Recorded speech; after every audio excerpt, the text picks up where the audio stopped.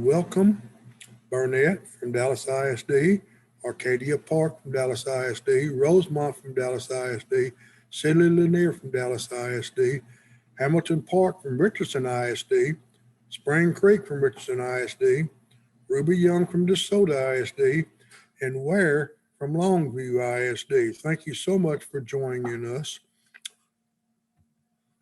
Teachers, if you're watching and you have not signed up, please do so. Go to www.tiny.cc/EEC register and sign up. It is just for our attendance records. The program today will be food chain. During this virtual field trip, students will compare the ways living organisms depend on each other and their environments, such as through food chains. Ms. Nash will teach you about interdependence between organisms. Ms. Fuller will talk about animals using plants for shelter.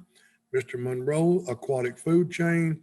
Ms. Ramirez, terrestrial food chains.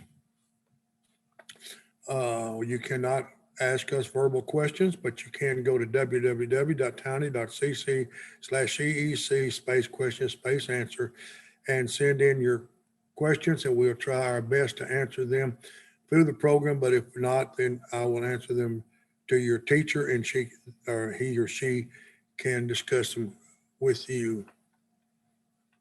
And now I am going to stop sharing my screen, and Ms. Nash is going to talk to you about interdependence between organisms. Hello, welcome to my classroom on this amazing spring day. We're hoping it's going to rain. The plants are really hoping for it, because we're talking today about food chain and interdependence. So the big idea is that everything is connected. Everything, all living things on our planet are connected. And those plants out there need rain, they need water, sun, air, and water. That's all they need. But sometimes to grow, but they also need the help of animals in some cases for pollination. And pollination is the way they make their seeds. Okay. So most plants today, not all, but most plants are flowering plants on our planet. And in the spring, we can see them all around us. Like when I'm driving in my car, I see the bluebonnets by the side of the road, and I think, oh, look at the beautiful bluebonnets. I have one right here. This is from my garden. And it's in a pot, so I can carry it around. And they're our state flower, and you may have seen them, and you may have heard that you can't pick them. But of course, this one is mine, so I can actually pick it. But I'm just going to pick one little flower off it, because it's going to give you an example of how these little plants, these little flowers depend on an animal to help them make seeds. Why do plants need to make seeds? To make new plants, right? So this little flower, see how it's got a white spot on it right there? That white spot tells the bees where to land. It says right here. And when the bee lands on that little white spot, and they're going looking for the pollen, and they have to push their way down inside. And when they do that, you see that little claw that comes out? You see it? It has the pollen on it. It comes down and puts some pollen on the back of the bee, and then the bee goes to the next flower and pollinates it. Once the flower is pollinated, that white spot is gone, because this flower doesn't need the help of a bee anymore. So that white spot's gone. Isn't that interesting? How the flower is telling the bee, come to this flower and pollinate me. So what's going to happen? The pollen is produced by this part, the anthers, and it's going to be taken by the animal to the other part, where it's going to go down, down, down a long tube into the inside of the flower and make the seeds. And then with the seeds, the plant can grow new plants. And also that plant might make fruit. Okay. So what we eat if you had an apple for lunch like I did, this apple is only there because when the tree had a flower, a bee visited that flower and pollinated another flower. And then it can make the fruit that we like to eat. And of course, inside the fruit are the seeds that grow new apple trees. So if we didn't have those pollinators, we wouldn't have seeds. Now pollen, you can pick this kind. You'll see these all over. People think they're weeds. I think they're so pretty. They're almost there, or people call them buttercups. And if you take, the reason they call them buttercups, they're not the color of butter, but if you touch your finger to that middle part, you end up with something sticky and yellow that someone thought looked like butter. Okay, and that's the pollen. It's sticky. Okay, it's going to stick to the body of a bee or a butterfly. There are other animals that are involved in pollination, like our friend the hummingbird. So the hummingbird likes red. And if you see the red flowers around, those are attracting hummingbirds. Bees don't even see the color red. Interesting. And also the shape of the flower means that only the hummingbird can get their beak down inside there to get the nectar. So the flowers make nectar as a way to attract insect and other animal pollinators. But while they're getting nectar, they're also getting pollen and taking it to the next flower to pollinate the plant. So this time of year, you can find all kinds of interesting examples to observe. Take your hand lens out with you to the garden, to the park, or walk around the neighborhood. Maybe you have a garden at school, I hope, and you can observe things with your hand lens, like the pollen. Okay, really interesting. And maybe you can observe the pollinators and think about how they're helping the plant. And the plant's also helping them, it's giving them the food they need. Now, once they've made seeds or fruit, then other animals can eat the seeds and fruit. So that's how a food chain can start. Okay. So the apple tree got pollinated, it made apple. A deer could eat the apple. A wolf could eat the deer. Okay. We could eat the deer. Maybe. Okay. So we're part of that food chain too. And we have to remember to help protect all those wonderful animals. At night, there's not much color, okay? But there's white flowers, and these white flowers have a strong scent. That's another way to attract a pollinator. So some plants have flowers that open at night, and they're attracting nocturnal pollinators like a moth or a bat. Okay? So it's a really interesting thing to observe, to go out and take some notes or draw pictures and think about the color of the flower, the shape of the flower, the fragrance, if it has one or not. And if you can observe, if you wait and are patient, you might see who is pollinating that plant. So lots of fun things to observe this time of year, especially. Okay. So if you have any questions, Dr. Gorman would be glad to answer. Thank you very much, Ms. Nash. Question is, do animals and plants depend upon each other? Plants provide shelter for animals and they make oxygen for the animals to eat, to live. When animals die, they decompose and become natural fertilizer for plants. Plants depend on animals for nutrients, pollination, and seed dispersal. Plants are also useful for animal homes because many animals live in and around plants. Now, Ms. Fuller is going to tell you all about animals using plants for shelter. Well, like Dr. Gorman just told you, plants provide shelter for many animals. We're going to talk today about some of those different plants and how they provide shelter. This is a paper wasp nest. The paper that the wasps make, they make it by chewing up leaves and spitting it out and making these little like apartment complex for the baby wasp. They lay the egg in there in those little hexagonal cells, and it grows up and becomes a wasp. Now, so that's one way the plant helps it. It provides the material to make the paper wasp nest. But look here on the back. Do you see that twig? This paper wasp nest was actually very high in a tree right here at the Environmental Center. And so the tree actually provided a place for the apartment complex for the wasp to have their nest in a safe place.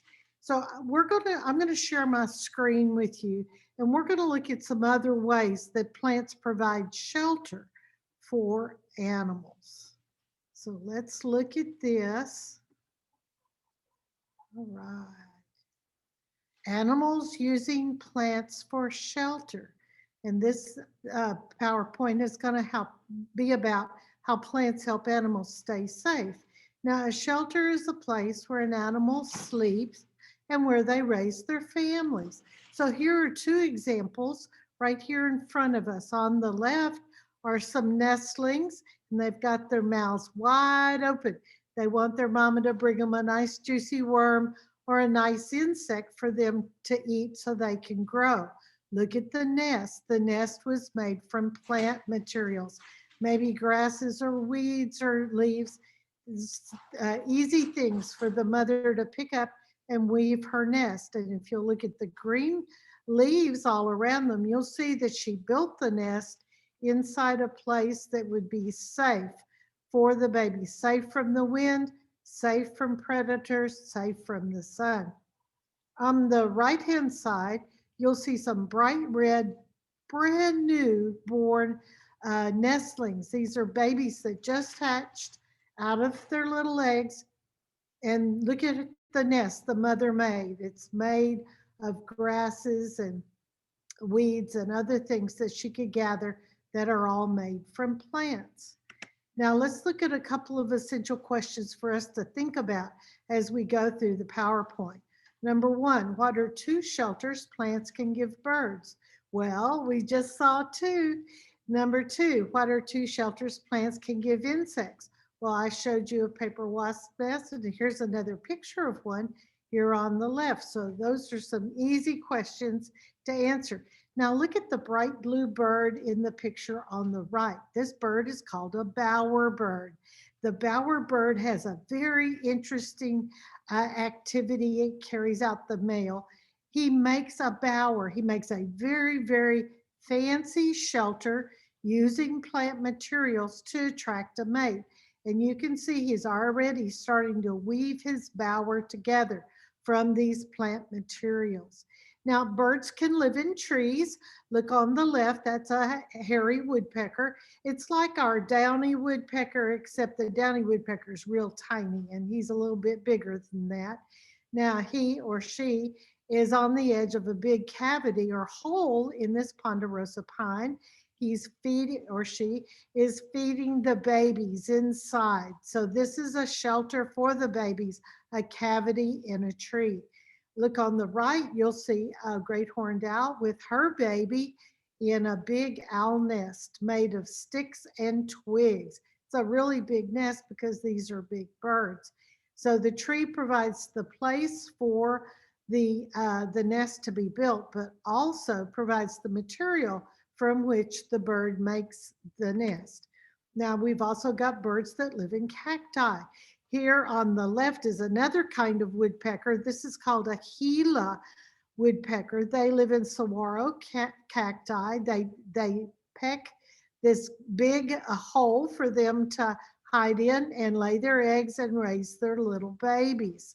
So this is a Gila woodpecker in a saguaro, but over on the other side, we see a different kind of cactus and a different kind of bird. This is a very tiny bird called a hummingbird, and she has built her tiny little hummingbird nest right on the end of the cactus. The cactus provided the place for the nest to be built, but also provides protection because cacti have a lot of stickers on them. Okay, now birds can also live in grass. The nest on the right-hand side is essentially just grass. There's no nest being built. The mother bird just laid her eggs right there on the ground. On the other side, you see a bird called a dickcissel. This is a common prairie bird we have here in Texas, and it's dependent on a very special kind of prairie grass called bunch grass. And it makes a big bunch, and the birdie goes right in the middle and lays her eggs. So it's like the bunch grass grows the nest for the dickcissel bird. That's pretty clever on the part of the bird. Now, insects can live in trees. The butterfly on the left is perfectly camouflaged for the bark of the tree that she's hanging out on. And on the left, you can see an ant, and the ants can live in trees also. I have a live oak tree in my front yard that has ants living on it. Insect galls, these are very interesting. They're grown by the plant to protect themselves from a sting from a wasp. But when the wasp stings it, it also lays an egg, and the baby grows up in the gall. I'm going to show you two different kinds at the end of the PowerPoint. Insects can find shelter on small plants as well as trees. On the left, we've got a black swallowtail butterfly caterpillar. They like to live and eat on plants that are related to carrots, like fennel and dill and carrot. In the middle, we have our beloved monarch butterfly. They lay their eggs on milkweed, and then when the baby's old enough, the larva, in order to pupate, spins a chrysalis. It pupates in the chrysalis. When it comes out, it's our beautiful monarch. And then on the left, on the right, we have our Polyphemus moth. Mammals can find shelter in a tree. There's a raccoon and a squirrel and a possum. I bet all of you have seen at least one of these three guys in your neighborhood or in your schoolyard, especially the squirrel. They're all over the place in Dallas. They live in a tree. And animals can also find shelter in grass, like rabbits or toads or grass snakes. So there are a lot of animals that find their homes, their shelters in trees and grass and other kinds of plants. I'm going to show you real quickly. Oops, let me stop sharing here. I'm going to show you some galls. These are like the ones you saw in the picture. The plant grows this. The wasp doesn't grow it. The plant grows it to protect itself from the wasp. When when the egg hatches out, and then the baby grows in here, when he's big enough, he makes a little hole, he flies away. But these are left for us to see. And if you've ever wondered what they look like inside, this is what it looks like inside. And the other one, I'm going to have to be real quick about this. I'm running out of time. This is a different kind of plant and a different kind of insect that will sting this, lay an egg. And this usually happens whenever these galls form this time of year when the plants are growing tremendously. There's a lot of water available and they make a lot of growth really quickly. And that's when these galls form, forming a shelter for the baby insect. If you have any questions about shelters provided by plants for animals, Dr. Gorman will be more than happy to answer your questions. Good day. Thank you, Ms. Fuller, for that program. The question is, can you use your backyard to make animal shelters from plants? The title of this article was Make a Home for Birds, Butterflies, and Nature's Other Critters in Your Backyard. Habitat is a combination of food, water, shelter, and space arranged to meet the needs of wildlife. Even a small yard can be landscaped to attract birds, butterflies, beneficial insects, and some small animals. Trees, shrubs, and other plants provide shelter and food for wildlife. Thank you again, Ms. Fuller. Now let's let Mr. Monroe tell us about an aquatic food chain.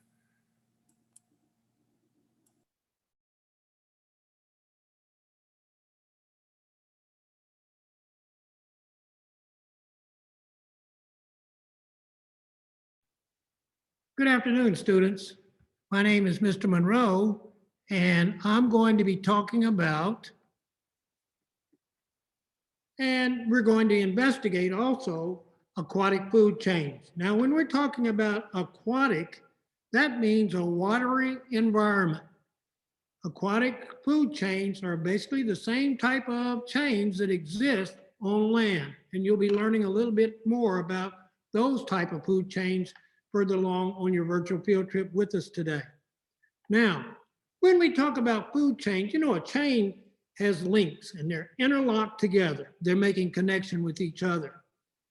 Actually, when we talk about food chains, it's a way to describe the energy flow from one organism to another, and all of them link up to form a food chain. It can be shown in a diagram showing organisms who eat who. In fact, there is a saying in nature, eat or be eaten. And that sounds kind of cruel, doesn't it? But that's the way that energy is transferred through the consuming of certain types of organisms for a food source. Now, listen, the ultimate source of energy for food chains, regardless if it's on land or if it's in water, is the sun. Without the sun, life as we know it on this planet could not and would not exist. Energy moves from one organism to another when it is eaten. Each step in the transfer of energy, as it is known as a trophic level. Main trophic levels are these: producers, consumers, and decomposers. When we talk about producers, we are talking about organisms that have the ability to manufacture or make their own food within their own body structure, okay? And they take in three main ingredients: sunlight, water, and a gas that we breathe out called carbon dioxide. And they can go through the process of making their own food in the green part of that plant in the form of a simple glucose. So that means they don't have to pull their roots up, or they don't have to move around to chase down and find something to eat. Now, on the other hand, consumers, they cannot make their own food. They have to look for something around that they desire to consume. Either they'll have to chase it down, or it might be right there in front of them to consume. Now, when we talk about consumers, we look at ourselves as humans. We are consumers because we can't manufacture our own food within our own body structure. So consumers have their favorite things to eat also. For example, we have consumers that love to eat nothing but plants. Now, there are a few people, we call them vegetarians, they love to eat a lot of vegetables. They don't eat meat. So basically, those consumers that eat nothing but plant life, we say that they are herbivores. Then we have consumers that love to eat both. They will eat vegetables or they'll eat plants. They'll also eat meat. And we call that group of consumers omnivores. And then we have carnivores. Those are organisms or animals that consume nothing but meat or flesh.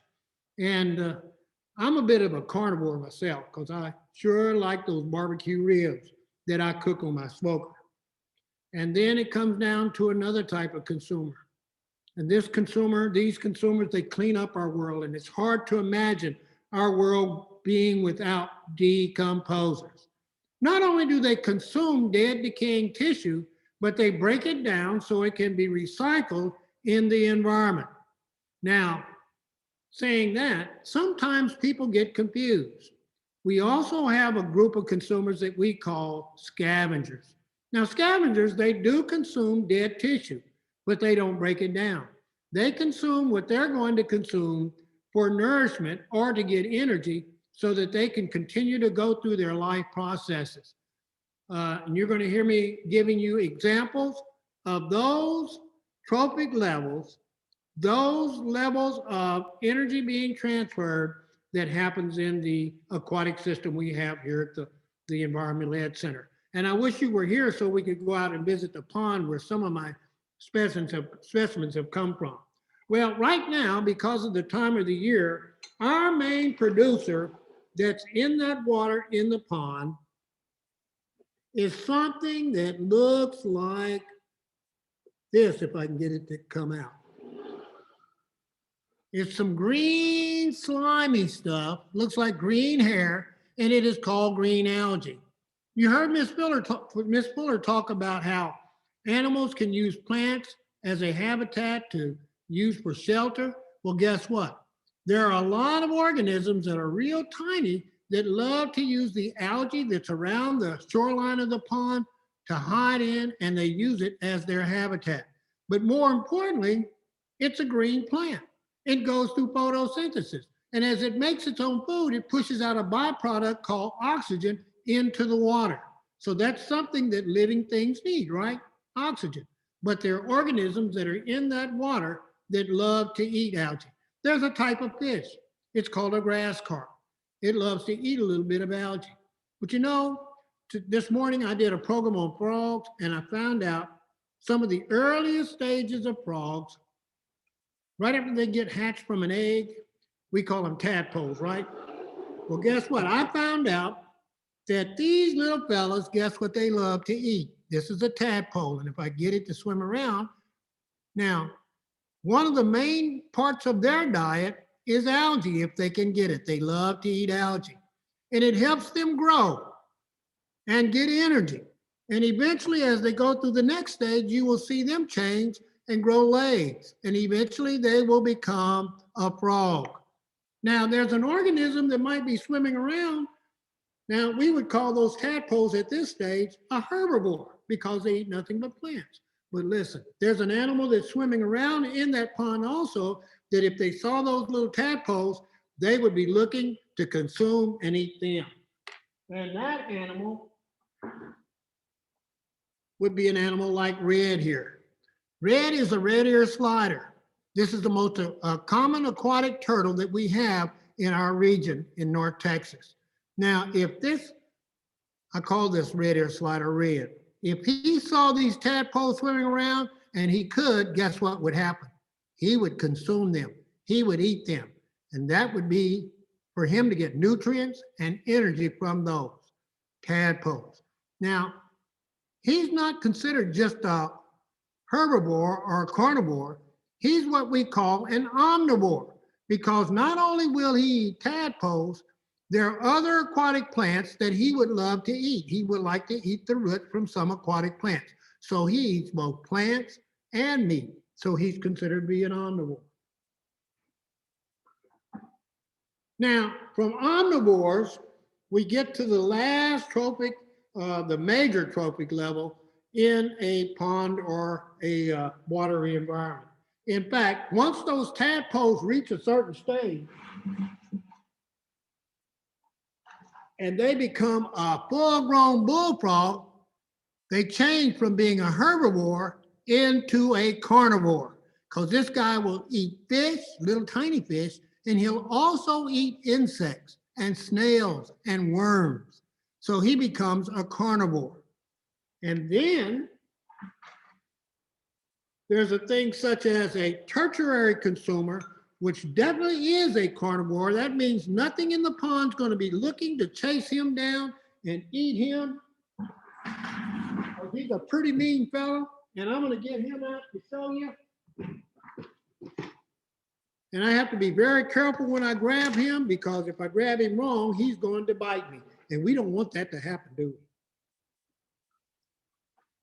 we? This is Snappy the snapping turtle. And he indeed is a carnivore. Okay, now, why they call him a snapping turtle? Whoa, do you see how quick that happened? He is pretty tough. He is a carnivore. Now, he would probably eat tadpoles. And you know what? Listen, because he has to chase down and hunt for his food, there's another name he has. They call him a predator. And that food that he's trying to chase down to eat, guess what they call those? Like the tadpoles. They call that, because the tadpoles would be his prey. Now, there are other consumers. Let's say that Snappy died in the pond. Scavengers like catfish would come in and eat on him. And then whatever's left, guess what? Decomposers would come in. And decomposers in water, the primary decomposer in water are microbes and bacteria. So listen, students, I've run out of time, and I'm going to pass it back to Dr. Gorman. So if any of you have any questions, maybe he can answer those for you. You guys have a good day today, and we'll see you later. Thank you, Mr. Monroe. Student asked, give us a good definition of aquatic food chain, or good definition. A good food chain is a simple linkage of producers to consumers through feeding relationships. For example, when an aquatic insect eats a water plant, and a small fish eats the aquatic insect, and a larger fish eats a smaller fish, the water plant, aquatic insect, and both fish are linked together in an aquatic food chain. Thank you, Mr. Monroe. Now let's let Ms. Ramirez tell us about terrestrial food chains, land food chains. Hello, my name is Ms. Ramirez, and in this segment, we're going to be learning about terrestrial food chains. So a terrestrial food chain is just a land food chain, and we learned earlier that a food chain is just a diagram that shows us who is eating who or who is getting energy from what. So before we start our PowerPoint presentation, I want to show you guys a couple of my live organisms. My first animal is a reptile. So she has dry, scaly skin. She smells with her forked tongue, and she has no legs. So what animal do you think this is? And she is super friendly. So hopefully you guys guessed a snake. This is Pelota, and she is a ball python. They get that name because when they are scared, they will curl into a tight ball so that they can hide. So think about, what do you think is Pelota's role in a food chain? How do you think she gets her energy? So what do you think she's going to be eating? But also think about what might eat her for energy. So that is Pelota, the ball python. I have another animal friend I'm going to show you guys. This one is also a reptile, except this reptile has 4 legs, a long tail, and spikes on its body. And let's see if he'll come out. So this is a bearded dragon. His name is Spike, and he gets that pet name because he does have spikes all over his body. And they get the scientific name bearded dragon because they have this extra skin underneath their chin, sort of like a beard. When they get scared or mad, they can inflate and make themselves look really big and scary to scare away predators that might try and eat them. So think about, what do you think is Spike's role in a food chain? So what do you think Spike eats? And also think about what might eat Spike. So I'm going to go ahead and put Spike away. And then he doesn't want to go back in his box. And so we're going to go ahead and share our screen so that we can look at a quick PowerPoint so that we can look at other examples of food chains. So again, we're learning about the terrestrial food chains, and those are just land food chain examples. And I have a couple of essential questions for you guys. So hopefully by the end of this presentation, you will be able to identify what is the source of all energy in a terrestrial food chain. And the second thing you should be able to answer, you should be able to give your teacher 2 examples of terrestrial or land predators. So keep those questions in mind as we go through the presentation. So now let's look at a food chain in depth. So we learned earlier that living things have basic needs that can be met through relationships and interactions with the non-living and the living things. And a food chain is just a diagram that shows us how energy moves from the sun to plants to animals and other animals as well. So take a moment to examine this food chain, make some observations, think about who is eating who might be a predator, who might be a prey, or who might be both. And just to review, a predator is the animal that does the hunting and eating, and the prey, unfortunately, is going to be the animal that gets eaten. So see if you can identify some of those components in this food chain example. And again, feel free to pause the video to allow for some observations and discussion. But I'm going to go ahead and go right into it. So the first thing that you guys notice is the sun. And even though the sun is not alive, it is still super important. So without the sun, life on Earth would not be possible. And the sun, it's important to remember, the sun is the initial source of all energy in every single food chain. So the sun, again, super important. The sun gives energy to plants, and we learned earlier that the science word for plants is producers. And the reason they get that name is super simple, because plants produce or make their own food using the sun's energy. And it's super easy to remember because plants and producers both start with the same letter P. And since plants are producers, they use that sun's energy to create their own food through a process called photosynthesis. And all 3 of those words actually start with the letter P. So plants are producers that undergo photosynthesis. Now, if we look at our food chain, we're able to see that the plant provides energy to this cute little mouse over here. So the mouse in our food chain is what we call a consumer, And consumers is just the science name for animals or any organism that has to eat other stuff for energy. So you and me are all examples of consumers. We have to eat other things for energy or food. Now, in this diagram here, this cute little mouse, unfortunately, is going to get eaten by the snake. And so that makes this mouse a prey. And again, a prey is just the animal that gets eaten.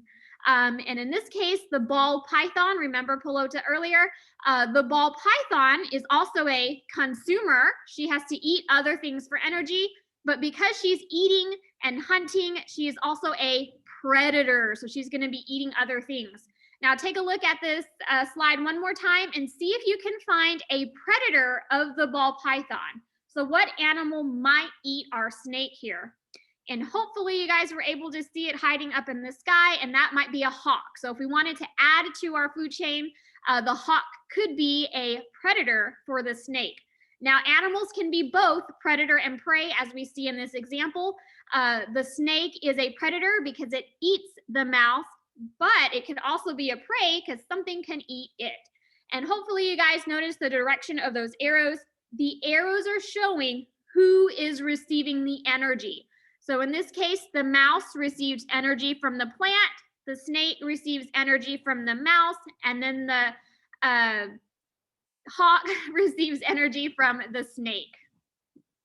Now take a look at the second example using our bearded dragon that we saw earlier. Again, make some observations, think about who's eating who, and see if you can identify any producers, consumers, and predator or prey. Again, feel free to pause the video if you want to allow for discussion. But I'm going to go ahead and go into it again. Notice we have the sun. Again, sun is the initial source of all energy. It provides energy to our producers, which are the plants. And then the grasshopper this time is going to be the consumer. The grasshopper is eating the plant for energy.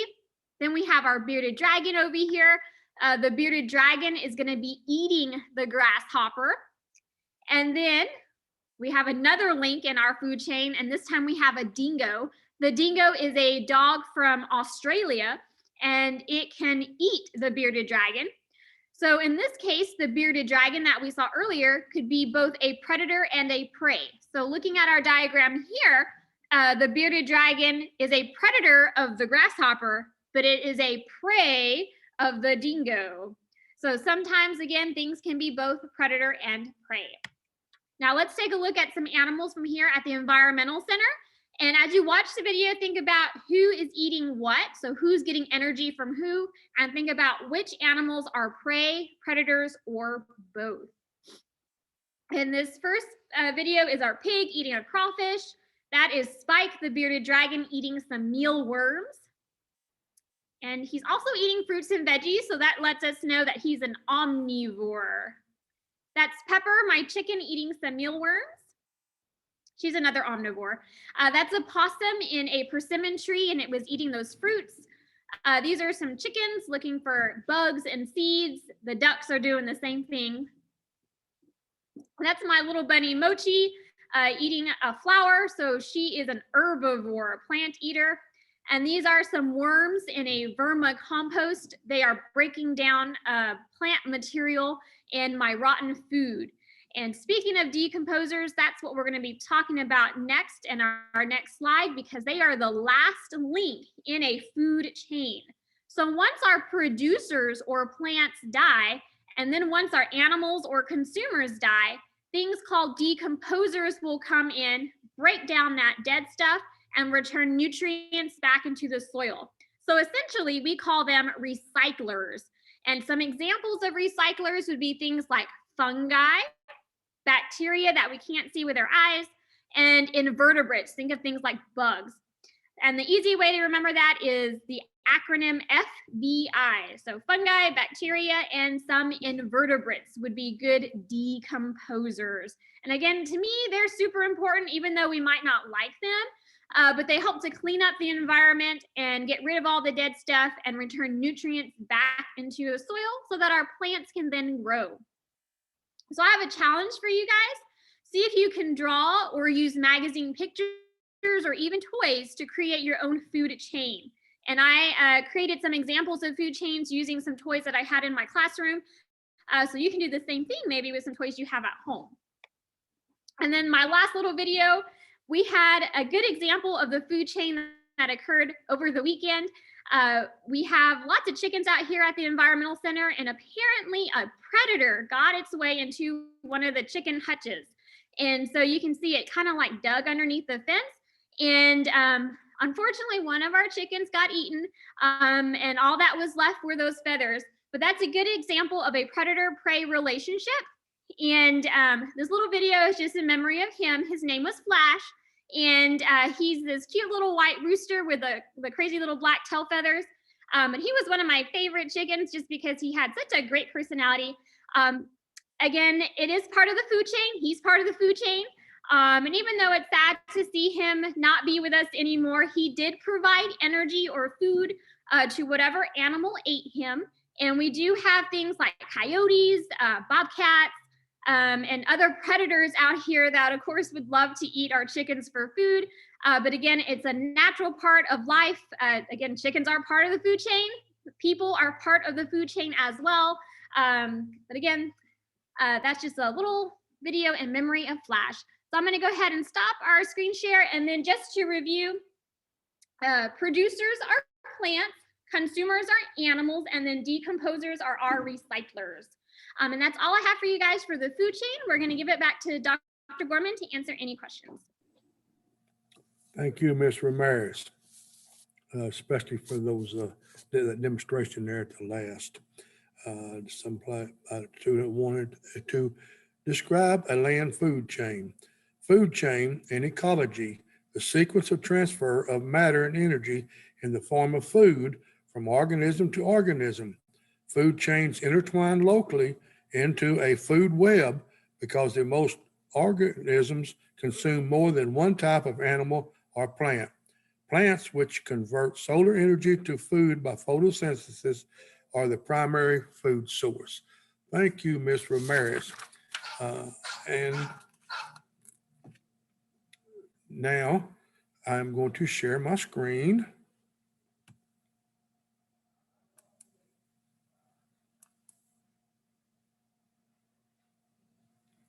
During this virtual field trip, students compared the way living organisms depend on each other and on their environment, such as food, through food chains. Interdependence between organisms was discussed by Ms. Nash. Animals using plants for shelter by Ms. Fuller. Mr. Monroe talked about aquatic food chain, and Ms. Ramirez just discussed land food chains. Thank you so much.